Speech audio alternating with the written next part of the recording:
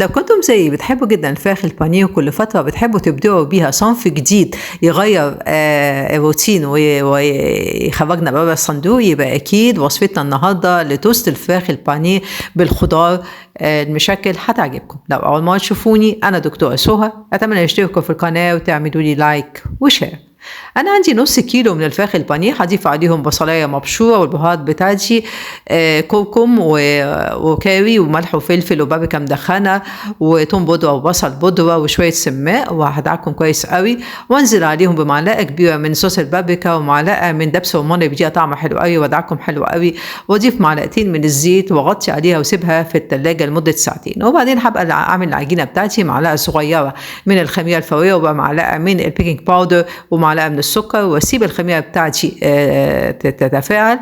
هادخل مع كوباية من الدقيق معاها ربع معلقة من الملح، واضيف عليها الخميرة بعد ما اتفعلت، وابدأ اعجن العجينة بتاعتي، واضيف شوية مية بشوية مية واعجن العجينة زي ما حضراتكم شايفين. ولما تتعجن كويس جدا ونوصل للقوام ده، هحطها في بولة مدهونة بالزيت واغطي عليها واسيبها تخمر.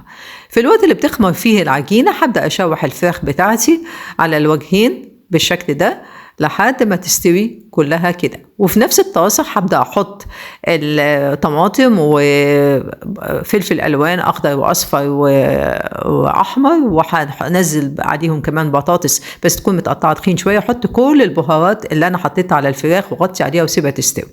هبدأ بقى افرد العجينة بتاعتي بالشكل ده حسب القالب اللي انا هسوي فيه التوست بتاعي، وابدأ افرد العجينة بتاعتي في القالب بتاعي.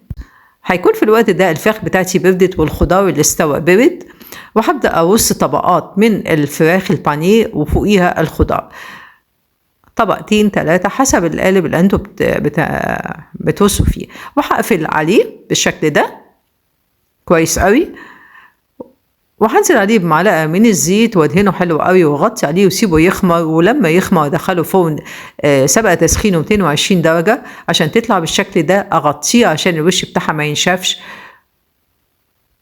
ولما تبرد هبدأ اقطعها عشان تديني توست الفراخ البانيه بالخضار المشكل اللي طعمها تحفة جدا وشكلها جديد وفي حتة تانية خالص. أتمنى لو عجبتكم وصفتنا النهاردة لتوست الفراخ البانيه بالخضار المشكل إن انتوا تنفذوها وتكتبوا لي رأيكم وأسئلتكم في التعليقات، لأنها فعلا تستاهل تتعمل وتنفع في العزومات وتنفع عشان نغير الروتين بتاعنا للفراخ البانيه. وبالهنا.